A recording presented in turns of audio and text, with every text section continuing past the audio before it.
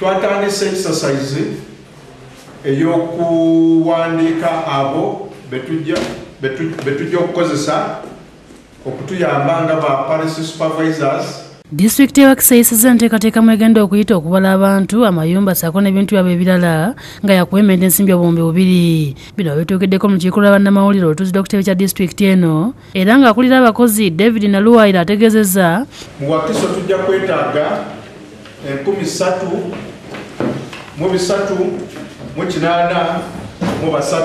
Tegeeza nga Wakiso bw'eri emu ku disitulikiti ezisinga okubeeramu abantu abangi, bw'atu n'asaba buli muntu alina obusobozi okutwalayo okusaba kwe ku Town Council akukwasa ssente wa disitulikiti eno Matiya Lwanga Bwanika n'oluvannyuma kutunulwemu. Abo ba census enumerators bateekwa okuba nga balina O-level certificate.